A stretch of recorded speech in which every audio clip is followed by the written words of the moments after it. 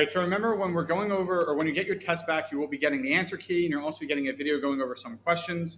I don't go over every question, so if it's these are the questions I'm going over in this video. If you need help with one of the ones that are not on here, please look at which one of these questions is similar to the one that you need help with, and then you can use what I do in this video and apply it to that question.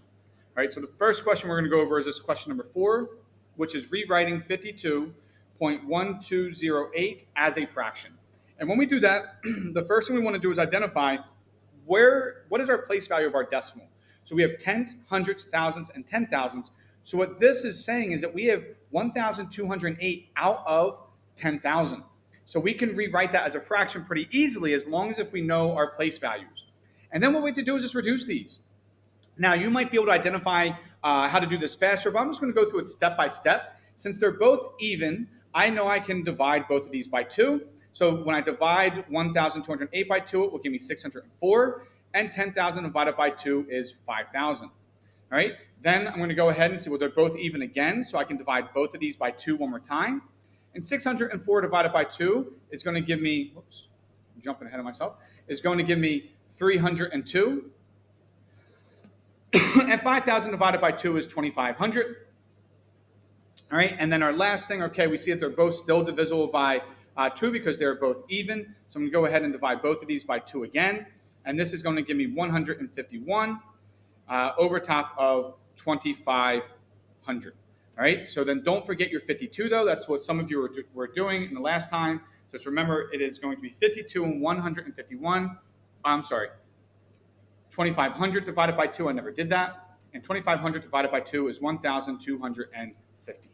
All right, so it's 151 over 1,250. Okay, let's move on to the next question. So for this one, you were asked to rewrite this as a decimal, so -5 and 3 over 40. So right away, I know my answer is going to be -5 point something. All right, some of you are forgetting that -5 was there to begin with. So I'm just going to write that -5 to begin with, and it's 3 over 40. All right, so when we do this, this is saying 3 divided by 40. So I'm going to go ahead and say 3 divided by 40. And then we ask ourselves, can 40 go into 3? And it cannot. So I'm going to add my decimal, and I'm going to add my 0, because remember, we have infinite many zeros that go after that whole number. And then I ask, can 40 go into 30? And it still can't. So when it can't, that means it goes into it 0 times, and now I can add my next 0. All right, and remember, if you guys are struggling with your factors or with your multiples of 40, you can go ahead and write them out. All right, my tablet's really messing up right now. So you see it's writing slow, so I'm just going to be taking my time for this because otherwise it's going to write really sloppy. Right, I'm not really sure why this isn't working right now, but I'm just going to go ahead and write out these factors. All right, so then I look, all right, I'm looking, does it go into 300? Well, I see that 300 falls in between these two numbers. So it goes into it 1, 2, 3, 4, 5, 6, 7 whole times. So, and I know 40 times 7 is going to give me 280, so I can write that out. And when I subtract, it gives me 20. 40 can't go into 20, so I will then bring down my next 0. And I'll ask myself, okay, does 40 go into 200? And I see it does. It goes into an even amount of times, 1, 2, 3, 4, 5. And 40 times 5 is 200. When we subtract, it gives me 0 remaining. So I know that my final answer is going to be -5.075. Some of you are forgetting to put that 0 there. When you saw that it didn't go into it at all, you forgot to put the 0. All right, so the next one we're going to go ahead and go through is this question number 15. So the first thing we do is we're going to look and see, okay, our denominators, are they the same? And no, they're not. We have 12 and 8. So now we need to say, okay, what is our least common denominator? And we can do that by writing out, let me erase that, make this a little bit smaller. We can do that by writing out our factors. So 8, 16, 24, 32, 40. And then we can write out our multiples. I'm sorry, not factors. Multiples of 12, 24. Well, right away I can stop. I see that they both go into 24. So I know that my least common denominator is going to be 24. So my goal is that both of these will be rewritten over 24.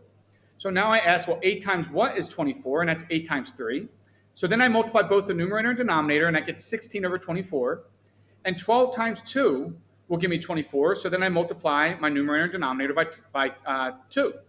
Now I look and see, okay, they're both positive and I'm adding, so I will go ahead and add my numerators together. And 10 plus 18 is going to give me 28. And it's 28 over 24. So now I see, okay, can I reduce? And both of these are divisible by 4. So I will divide each by 4. And my final answer will be 7 over 6. Or if you want to write it 1 and 1 over 6, that would be acceptable as well. All right, our next question, same thing. I see that I have two different denominators, so I need to say, okay, what is my least common denominator with them? So I will write out my multiples of 6, 12, 18, 24, 30, 36, 42, 48, 54, and 60. All right, so now I should look and say, oh, okay, well, I know 20 goes into 60. 20 had to go into a number that ended in a 0, and the only two that we have are 30 and 60, and they don't go into either of those. Or I'm sorry, it didn't go into 30, so 60 is a number that we would use. So now we know that our denominator is going to be 60. So 6 times what gives me 60? And that is 10. So we will multiply both the numerator and denominator by 10. And 3 times 10 gives me 30. And we know that the 6 times 10 is going to give me 60. 20 times what gives me 60? And that's going to be 3. And 8 times 3 is going to give me 24.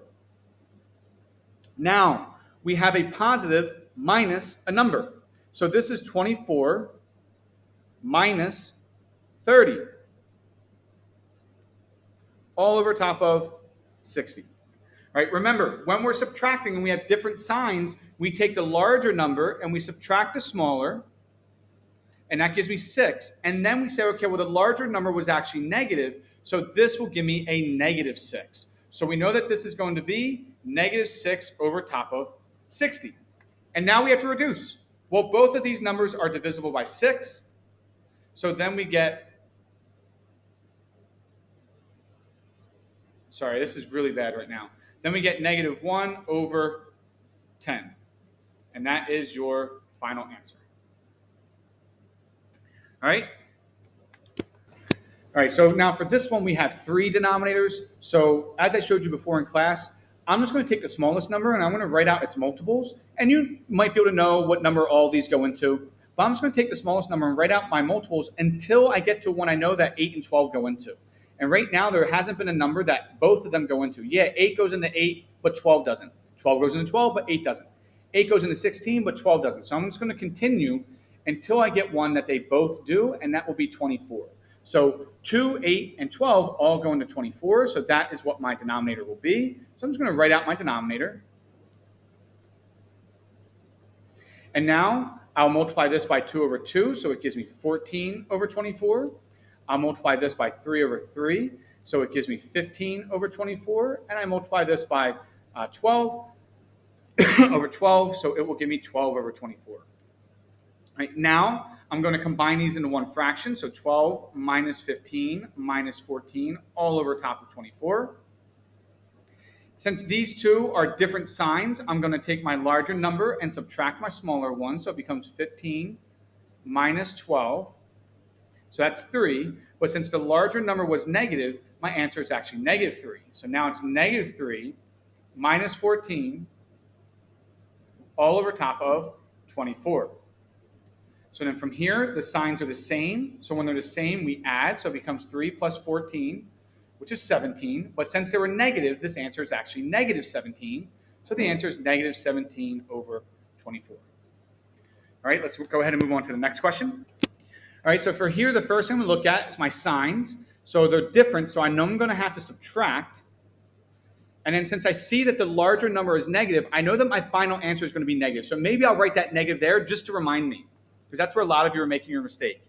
And then I'm going to go ahead and subtract the smaller one number from the larger number. And remember, when we're dealing with decimals and adding or subtracting, we must align them up in the proper place value. So I'm going to add a 0 here. And then we just subtract. 4 minus 0 is 4. 3 minus 2 is 1. 1 minus 1 is 0. I can't do 8 minus 9, so I'm going to borrow from my 5. 18 minus 9 is 9. And then I can't do, or 4 minus 4 is 0. I can't do 1 minus 3, so I'll borrow from the 2. So now it's 11 minus 3, which is 8. And then I have 1. Now remember, our larger number was negative, so I knew that my answer is going to be negative, so I'm just going to go ahead and write this at the bottom. I'm going to change the color. So our answer is negative 180.9014, and that will be your final answer. All right, so now we're going to go ahead and do our last question.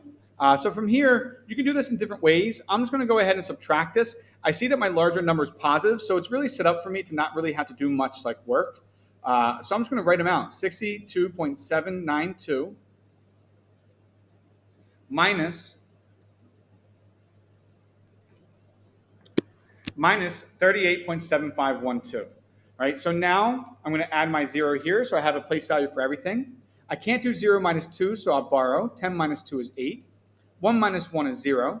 9 minus 5 is 4. 7 minus 7 is 0. Can't do 2 minus 8, so I will borrow. 12 minus 8 is 4. And 5 minus 3 is 2. So I know that these two are going to give me an answer of 24.0408. And now I'm adding 67.0043. And since they're both positive, I just add them as is. So now I'm going to go ahead and write these off to the side. So 24.0408. And then I have 67.0043. And then we will go ahead and add down. So 8 plus 3 is 11. Carry to 1. 1 plus 4 is 5. 4 plus 0 is 4. 0 plus 0 is 0. 4 plus 7 is 1, so I'll carry to 1. 2 plus 6 is 8, plus 1 is 9. So that gives us our final answer of 91.0451. I apologize for the way that it was writing, but it seemed to be lagging really bad today. And that is it for this video.